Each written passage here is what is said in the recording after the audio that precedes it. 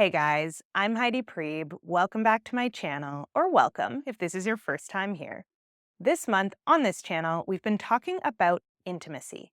So, how to develop, deepen, and foster intimate connections with anyone in your life who you'd like to get closer to.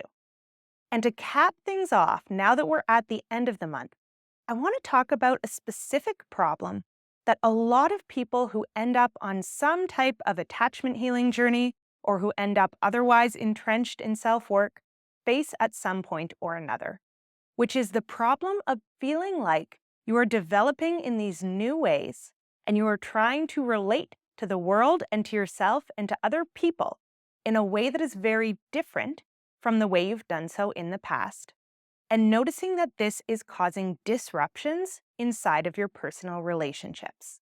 So I think that a lot of people have this kind of deeply rooted fear that they're going to heal in a direction that takes them away from their closest, most intimate connections. And so what we're going to do today is do a little bit of unpacking around that phenomenon. So why is it that this is the case? Why is it that our growth or our development or any change that either party makes inside of a close relationship can serve as a threat to the relational dynamic? And how do we go about managing that threat? So, if we want to keep healing, keep growing, keep doing work on ourselves, but there's people we really don't want to leave behind, how can we maximize our chances of maintaining those relationships and potentially even allowing them to grow and flourish into something completely new? I believe that there is absolutely an art form to this, and it's one that can be incredibly fruitful for all people involved. So, something I remember reading and just otherwise coming across while I was at this point of trying to figure out how to navigate these changing relationships is the idea that when you start changing, when you start showing up in a healthier way, other people are unconsciously going to start trying to push you back into your old roles or your old habits or your own unhealthy behaviors. And I want to say, I think that this is absolutely true for the most part. However, there are different ways that we could interpret that, right? So we could look at this as other people want us to stay unhealthy. They want to stay blind to their own bad behavior, or they need us to serve as the scapegoat for them. So they are going to be highly resistant to our healing. And it's possible that in some cases this is true. This is not to discount the fact that there are deeply unhealthy systems we might be entrenched in interpersonally that may have a genuine vested interest in us remaining unhealthy. But there's also the possibility to take a more charitable interpretation of other people's behavior when they start to feel threatened by our growth. And that charitable interpretation might be that they just want to keep connecting with us, but they don't know how, now that we are changing in some significant way. So I remember kind of hitting this point in my own attachment healing journey where I started getting really annoyed by the fact that my friends would always talk to me about the romantic relationship I was in at the time in a very kind of lighthearted way. They would just default to making jokes or making light of whatever pain or struggle I was going through. And the thing is, for many, many years, that was exactly how I approached any pain in my life or any challenge. I would make light of it. I would be self deprecating. I would tell a joke so that it didn't feel as heavy or as real to me or to other people. And I remember at one point bringing it up with my therapist and going, I'm really frustrated because I'm trying to talk about my relationships in a more grounded and mature way. And I'm trying to take a very different approach and take my life more seriously than I have in the past. But I feel like my friends are very resistant to it. I feel like they just keep coming at me with this same old energy of making light of things, and I don't know what to do about that. And I'll never forget him telling me, well, Heidi, that's how they know how to connect with you. This has been the norm inside of those relationships for a decade plus. They probably have no idea how to make a connection with you as the person you're becoming now, because that version of you is still brand new to you, never mind them. So, of course, they're going to feel a little bit panicked when you're not receiving the bids for connection that they are giving you that have worked so well for the entirety of the time that they've known you. And I remember being struck by what an empathetic and charitable approach that was. So, looking at what I was interpreting as people trying to push me into past patterning that was no longer working for me, as people simply giving me bids for connection that I was now shooting down, which was probably making them feel very insecure and distressed inside of the relationship. So, what we're going to talk about is a 3-step process for figuring out whether a relationship is going to be able to change alongside you or whether it's something that you need to give some space. And of course, there are tons of gray areas in between here. But if you have a particular relationship, whether it's your romantic relationship, your close friends, your family dynamics, and you really want to see if you can build it into something new, here are the things I'm going to recommend you try. Step number 1 of 3 is going to be getting super clear with yourself on which underlying contracts are governing your relationship with that person. So this is probably something you have never had to consciously think about before. And a good book that serves as a resource for this, though it is incredibly antiquated in many of its views because it's from, I believe, the 60s, is the book Games People Play by Eric Berne. So, Games People Play is a book that's about transactional analysis. Transactional analysis is all about analyzing what's happening under the surface of every conversation that we're having. So, often, what we're doing when we're in a conversation with anyone is that we're inviting them into some premise. So, the premise of your relationships might be something like, when you and I are together, we don't take accountability for our role in things. We blame other people. We vent about our partners. We vent about work, and we pump each other up and tell each other, this is not a you problem. This is an everyone else problem. So externalizing might be a game that you are playing underneath the surface of your conversations with a friend. And you might play that game over and over and over in different contexts and with different content. Or you might be playing the game, feelings don't matter. Everyone is irrational except for us, who see things clearly all of the time. This might be the implicit, unconscious contract that you have inside of that relationship. And usually, when we are following the rules of these unconscious games that we've created inside of our relationships, everyone feels safe because they know what to expect and what types of interactions are most likely to get their bids for connection met. And what we're doing when we start growing or changing the way that we operate inside of relationships, or even the way that we operate internally, is that we're starting to want to change the rules of those unconscious games. And the best way to do this in a way that does not cause stress and panic for everyone involved is to first and foremost sit down and really think to yourself about what type of games are running under the surface of your interactions with a given person. And I do recommend reading this book just for inspiration around what types of games are available, because there's just so many different flavors and so many different types. But the idea here is that you want to make conscious for yourself what are the rules that we have established inside of this relationship, and which rules would I like to start breaking? Which games do I no longer want to play? Step 2 in this process is you have a conversation with the other person where you make explicit which rules you would like to break. So at this point, what we're doing is taking a proactive approach to containing the relational change for the other person. And it doesn't hurt to note that this can actually be very threatening for another person, because they might see you wanting to engage in a different way that maybe they aren't comfortable with yet as a threat to their connection with you. And so I find what helps when we go about these conversations is to use I language as much as possible. So instead of, hey, let's make all of these changes, just chatting with them about the changes that you want to make. So, hey, I know that you're really used to me brushing everything off and treating everything as a giant joke. But something I've really been noticing is that that's made me really struggle with my personal relationships because I haven't been taking things seriously. And so I keep ending up in these same types of loops and patterns that don't feel healthy to me. So even though I still love joking with you and I still love our relationship, I'm wondering if you're willing to kind of be patient with me and make a little bit more room for me to start exploring my relationships in a more serious way. And you can give them the option to think about that and see whether it feels right for them or not. And something that's going to be really important here is making sure that you are not talking smack about the way that the two of you used to relate, which can be really tempting when we're at a certain point in the change process. Because as soon as we start doing things in a different way, the ego is naturally going to want to feel contempt for the way that we used to do things, because it wants to make it really clear to us inside of our own minds that that way is bad, discard it, and this way is better, we need to try this on.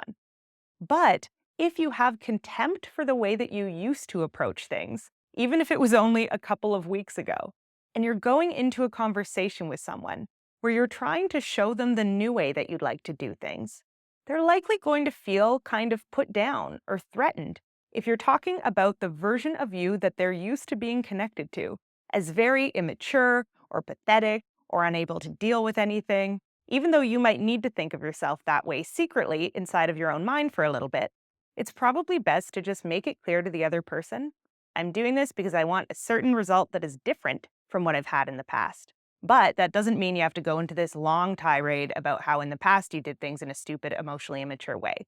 That's going to get their defenses up, and it's just going to make it a more difficult conversation to navigate. So we're going to try to frame this as positively and as neutrally as possible. So once again, just trying to assume good faith here can go a really long way. We might be going into these interactions imagining that the other person is just going to reject us and think that what we're saying is stupid. And if we go in with that idea, we're going to go in with really defensive energy. But if we go in imagining that this other person might be very open to this and that they might actually be excited to grow in that direction with us, we're probably going to have a much easier time navigating that conversation. Something that I've really learned is that relationships are incredibly powerful tools. When one person starts showing up in a way that is different, often, even if there's initial resistance from other people, or they need to take some steps back for a while, there can be something very contagious about watching someone you're close to and identify with quite a bit, making a positive change. But it's probably not going to happen instantly, so we have to make room for there to be some interpersonal growing pains in this process. And we're going to talk about that after we talk about step 3, which is finding new connection points inside of your relationship with this person. So this is the art of finding new games to play with the people in your life. If you used to play the game of pretend everything's fine, don't make a fuss, and don't talk about any of your real feelings, think about how you can propose a game that you would like to play more, and how you can invite the other person into that game in a way that feels comfortable for them based on where they are in their journey.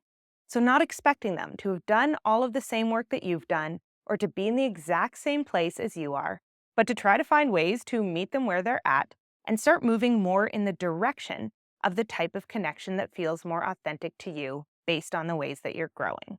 So thinking about how do I start inviting this person into more self-responsible conversations, where instead of externalizing everything, I lead by example and I start talking about how I want to show up differently for myself and inside of relationships, and just see how they're willing to respond to that. Or introducing in small ways more emotional intimacy, or more bids for authentic conversations, and just see what happens as a result.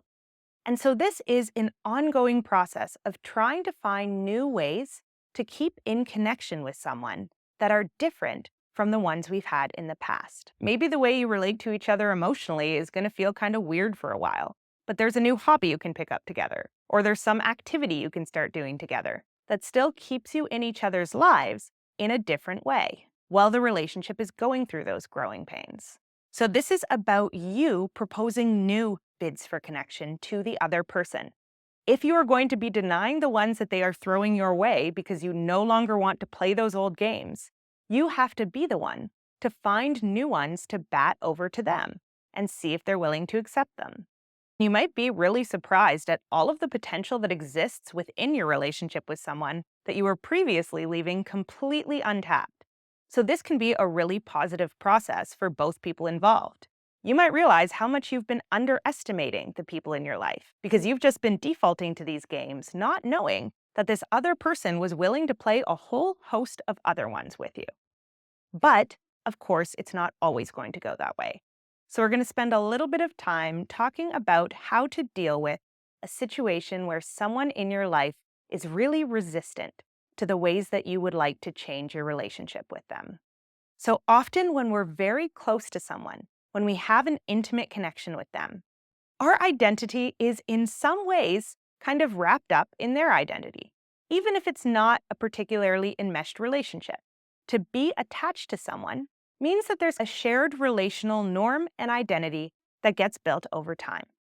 And in this process, where we're wanting to individuate and we're wanting to grow in a new way, we have to be explicitly clear with ourselves around what is my stuff, what is my identity, what is my ego, and what is the other person's stuff. What is their identity? What is their ego? And we have to be as clear as possible with ourselves about this because it helps us not take it personally when someone doesn't want to change with us. It doesn't mean that the change we want to make is wrong or bad. And it also doesn't mean that them not wanting to change in that way with us is wrong or bad. We are just a separate individual system from that person. And the changes that might be working really well for us would actually be quite disruptive in their life in a way that would not work as well for them. So we have to be willing to practice some humility and recognize that we are not doing something that is unilaterally better and they are doing something that is unilaterally worse. We are just doing something that is right for us, and they are doing something that is right for them. And they don't need to approve of or understand the changes that we're making in order for the changes that we're making to be what's right for us. It's very easy when we're insecurely attached to get really fixated on what's right and what's wrong, instead of just what's right for me and what's wrong for me. We don't have to be on the same page with everyone we're close to, which doesn't mean it feels easy to be on different pages. It just means that it doesn't mean we are morally wrong if they don't agree with what we want to change, and vice versa. The second thing we want to do is try to really get in their shoes and empathize as much as we're able to with why this change or this new relationship dynamic that we're proposing to them might feel threatening to them. So when we have closeness and intimacy with someone, what we're essentially doing is mirroring one another back to each other so that we can see ourselves more clearly through someone else's eyes. And anytime the mirror starts changing, that's pretty dysregulating for the person who didn't want to do the changing. Because all of a sudden, this person who they're used to going to and getting a certain response from is giving them a different response. And that different response that they're getting might actually be really hitting them in places that it's hard for them to regulate around. Because remember, you made the choice, if you're on this journey, to start confronting yourself in new ways. This person did not make the same choice. So if you are used to co-regulating with each other based on a shared fantasy, so a shared way of looking at the world that isn't entirely accurate, or that is perhaps overly generous to your views of each other and yourselves, you were definitely doing that because it was what you both needed at the time. And it was what was adaptive for both of you at the time. But now, if this is no longer adaptive for you, it doesn't hurt to recognize that if you're going to start approaching your intimate relationships differently, it is going to dysregulate and force a change on that person who may not have chosen that. And so it's not unlikely that they're going to need to take a bit of space in order to deal with that dysregulation, absorb the idea of this new norm that you're proposing, and figure out for themselves whether that feels right or wrong for them. It's actually a very secure and healthy thing to be able to kind of withdraw, check in with ourselves about whether some change that someone else wants to make inside of a relationship is right for us or not, and then come back and reconnect with that person once we have our answer. So if you're in this stage where you're proposing these new bids for connection or these different games that you want to play inside of your relationships, and you notice that certain people are kind of pulling away or taking a bit of space, it doesn't hurt to just give that person a lot of grace, which is the final thing I'm going to encourage us to take into account if the people in our lives are showing resistance to the changes we're making, which is be generous with time and space. Some people will need a little bit of time to disconnect. Some might need years. Some might find that they don't want to stay in connection with where you're going, and that might be incredibly hurtful. But once again, if we're really close to someone, our changing in significant ways is going to cause a little bit of an identity disturbance for that person. And that might be something that sets them off on a whole different journey that we know nothing about and that they actually couldn't figure out when they were in connection with us. Or maybe they just straight up don't want to change. They don't want to acknowledge the ways that you want to acknowledge your dynamic. They don't want to bat those bids for connection back to you. And that's also something that we need to be willing to accept might happen. But it doesn't mean that you are right and that person is wrong. It doesn't mean that you are good and they are bad, or vice versa. All it means is that what is functional for you at this point in your life is not functional for that person. And so sometimes we do have to be willing to let people go. But that doesn't have to be the default option. Often there are a lot of different things that we can try before we reach that point. And even if we do reach that point, we might find that later on in the future, when we've both grown in different ways, we do have the ability and the capacity to reconnect with that person. But the only way we're ever going to find out which of those scenarios is possible is if we go into our relationships with good faith around the idea that someone might be willing, in small or large ways, to grow or change or adapt the relationship and be willing to take more creative approaches to connecting with people in new ways.